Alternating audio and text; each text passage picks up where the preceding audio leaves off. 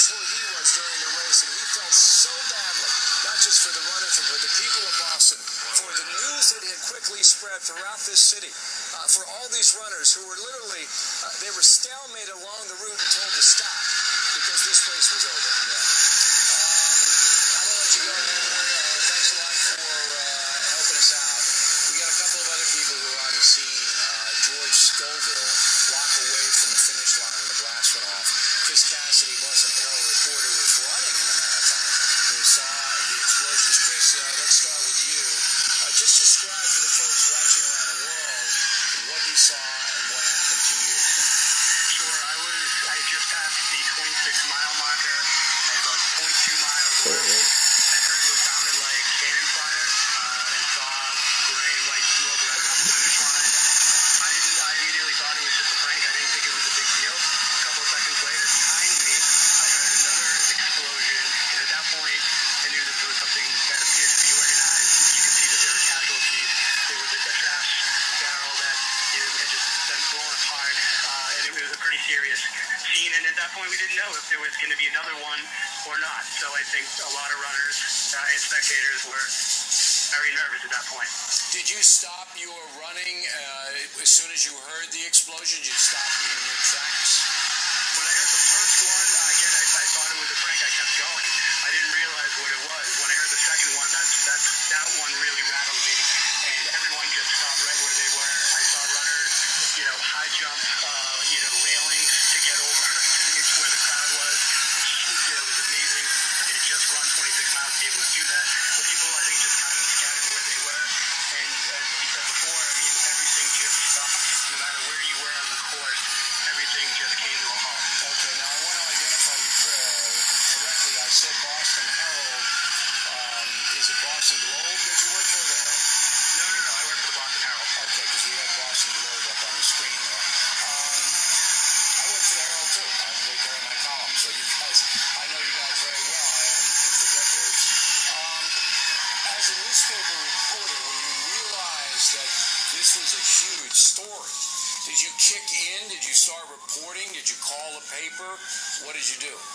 I did call the paper just to make sure that they were aware of what was going on. They obviously did, but and I tried to stay on the scene for as long as I could. As you can imagine, Boston police were trying to get people to safety, but I was trying to just get a sense of what was happening in front of me. And obviously, there were a lot of severely injured people everywhere. I saw a pair of women's boots that were just lying in the middle of the crowd. I didn't swim in anywhere near there, but the boots were right there.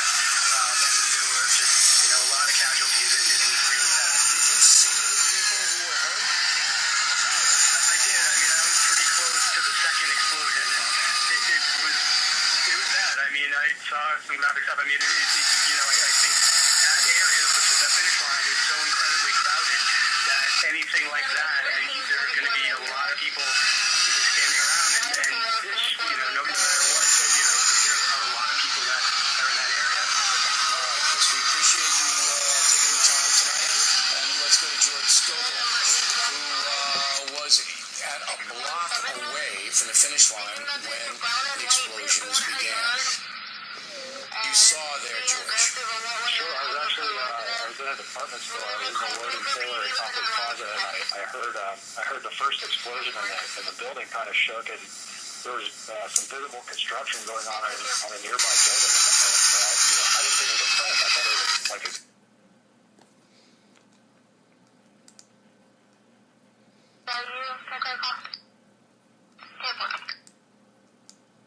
So you guys, I know you guys very well. I tried to stay on the scene for as long as I could, and as you can imagine, Boston police were trying to get people to safety.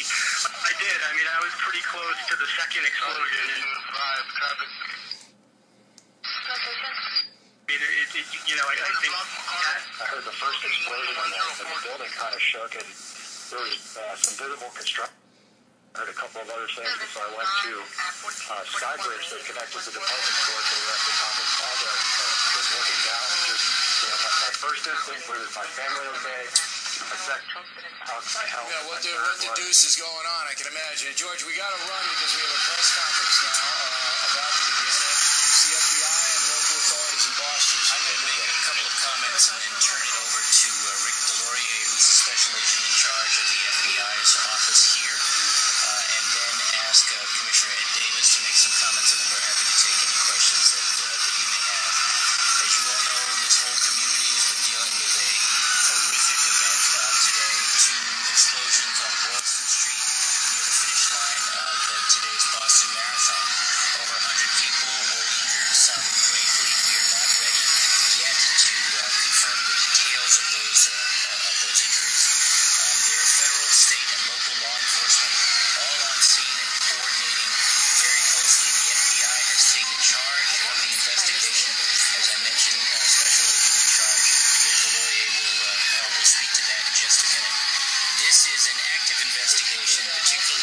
several blocks around Boylston Street, around that blast area. That is a crime scene. The National Guard has secured that crime scene and is limiting access to it. So that will affect not just this evening, but the next day or two while the investigation continues. A support center has been opened at the Park Plaza Castle on Arlington and Columbus Avenue.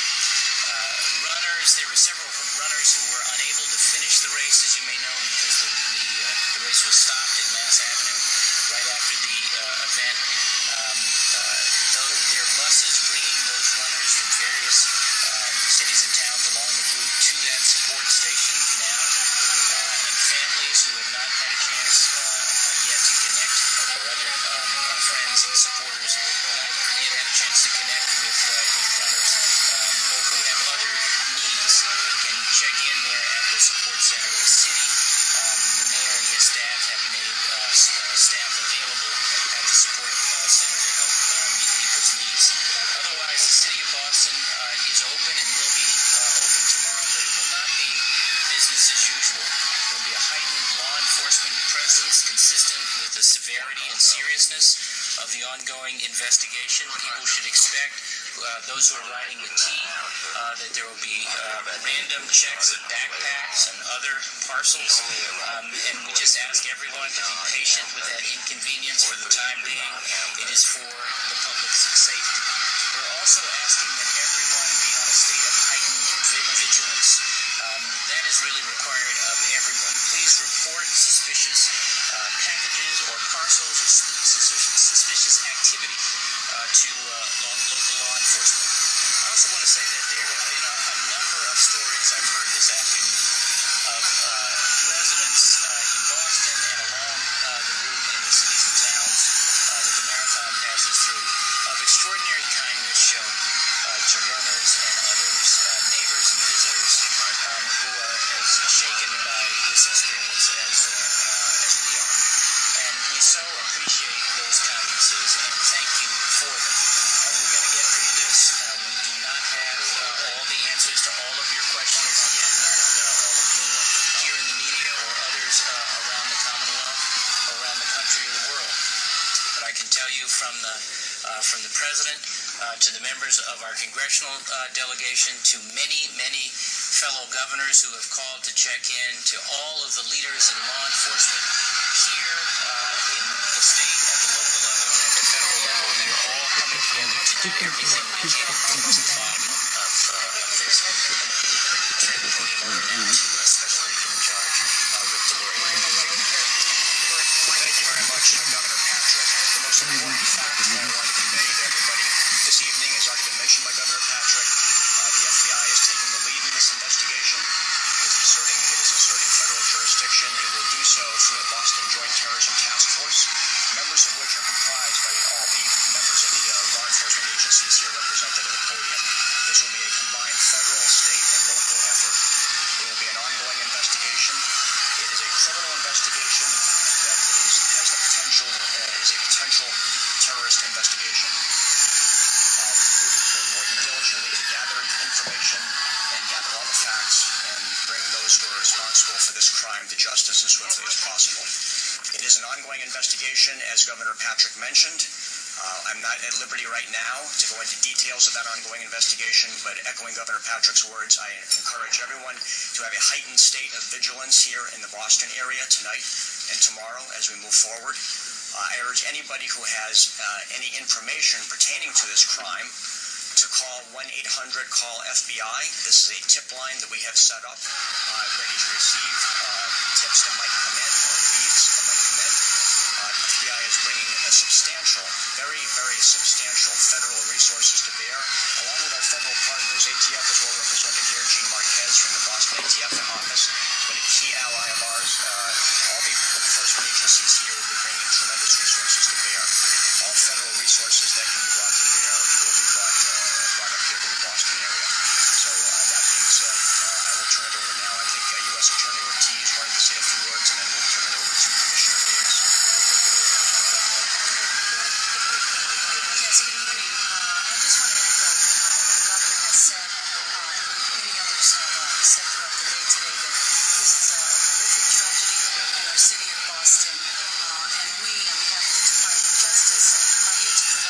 resources necessary to this investigation. There are a lot of questions, and questions that we wish we could answer at this point. But what I can assure you is that this is a very thorough and active and fluid ongoing investigation. I ask you that you help with that. Quite frankly, I know that there is a lot of information that is being sought. As the governor said, there's been a bit of misinformation. We do not want to add to that misinformation. And what we want to do is to continue to investigate this matter, get to the individual or individuals that may be responsible for this, and the Department of Justice is prepared to provide all of the assistance necessary to our, not only the FBI and ATF and other federal agencies, but our state and local partners as well. Just wanted to echo that on behalf of the department. Thank you. Thank you, United States Attorney. On behalf of I'd like to offer my sympathies to the victims and the families of this horrendous event. This act will not be taken in stride. We will turn every rock over to find the people who are responsible for this. We're working very closely with my partner, Rick Delorier. The Boston Police Department is on the scene, has been there since this incident happened. There's been a horrendous loss of life. At least 3 people have died in this event. But the number of injuries and the people injured is an unfolding issue right now. We will not have hard figures on that until tomorrow morning. There were all sorts of questions that are being asked. I want to stress one thing. There is no suspect at Brigham and Women's Hospital. There are people that we are talking to, but there is no suspect at Brigham and Women's Hospital, as been widely reported in the press. I'd like to fix that right now. Again, there will be questions that you have, and we'll do our best to answer them. But this is still very early in the investigation. Tomorrow, as the governor said, will not be business as usual in Boston. The Boston Police Department is on emergency deployment. We are working 12-hour shifts, and there will be a significant police presence throughout the city. Please give us some space around the Copley area as we process this scene. And again, if there are any pieces of information or photos from the incident, getting those to the 2 tip lines, the FBI tip line primarily. They are now in charge of the investigation because of the nature of this investigation, as well as the Boston Police line at 1-800-494-TIPS. I'd now like to invite the District Attorney, Dan Conlon, to say a few words. Thank you very much, Commissioner. Earlier this afternoon, like so many Bostonians, I was on Boylston Street near the film shop. Maybe I was at 20-30 minutes before this incident occurred. And a short time ago, Commissioner Davis, myself, Colonel Albin, and Special Agent Deloria, and our top staff went down to the scene. It was a large and disturbing scene. Like each of you, I'm praying for the victims and their loved ones. This is a terrible, terrible day for them. They and the public at large can count on our very best and most seamless work in the days to come. Seconds after those bombs went off, we saw civilians running to help the victims right alongside members of the Boston Police Department and Boston EMS. And in the hours that followed, police and medical personnel from across the region have sent dozens, maybe even hundreds of volunteers to help us here in Boston. That's what Americans do. In times of crisis, we come together and we help one another. Moments like these, terrible as they are, don't show our weakness, they show our strength. Thank you. If you take any questions,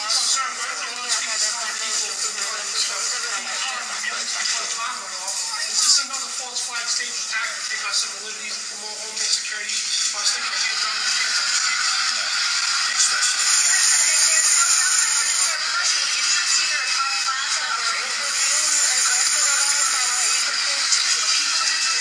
I'm not going to comment on specific investigative leads that are ongoing right now. I'm not at liberty to, but there is investigative activity ongoing right now, but I'm not at liberty to comment on the specifics of that.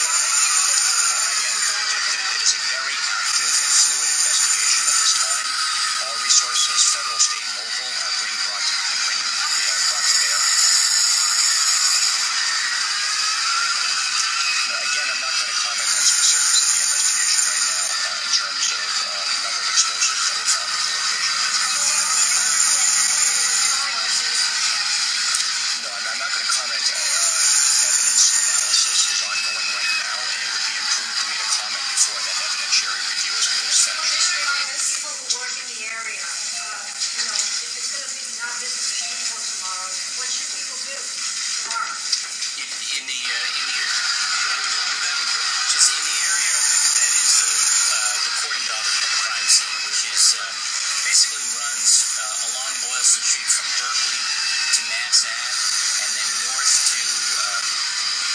Street and south to Huntington Street. That's the secure area right now. That may get smaller over the course of the next several hours of investigation, but that area is not going to be accessible for normal traffic. There are people in hotels, people who live there, who have to work out how they get to and from where they need to be. But otherwise, I think it's fair to say that area is pretty much going to be locked down until the investigation is complete. Well, I think some of that has to be sorted out, but it's not going to be easy, simple, or regular. And I think in most cases, people are not going to be able to have access to that specific area as it evolves over the course of the night. Exactly. I mean, this is. I would say in this sense, this is a little like storms we've dealt with, where we are very much going to depend on you. As soon as we get information, we will put that out, and we will count on you to get it out to the general public. Are you confident that you found all the pieces? Are you confident that people are safe now? Sir. We are in the process of going through all of the abandoned property that was discarded at those places. We've pretty much cleared the Boylston Street area. There are no further devices that we've located at this point in time, but we are getting reports from various places about suspicious packages. That's perfectly understandable in this situation. I'm not prepared to say that we are at ease at this point in time, but we are still very actively pursuing every lead that we have. Here are the current conditions for Corpus Christi, Texas. At a temperature of 73 degrees. For you first thing in the morning, that is people are piling as we speak. Current dew point of 71 degrees. Winds are from the southwest at 15.2 miles per hour. The pressure is 29.73 inches. Conditions are clear. Visibility is 7.0 miles. No, we've locked down. Well, I mean, the investigation will lead us in various places, but right now, that area that the governor outlined is our main point of focus. Your speakers tell people to be calm before the bomb went off. I want to answer that question. In your search for additional devices, are you searching the entire route, or are you focused on certain areas? At this point in time, our focus of the investigation is in the area that the governor mentioned.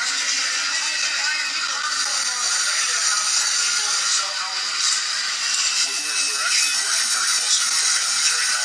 We're setting up a location near here that families can come to if they have any questions. The mayor's office has fielded many calls of concern. We're going through those right now.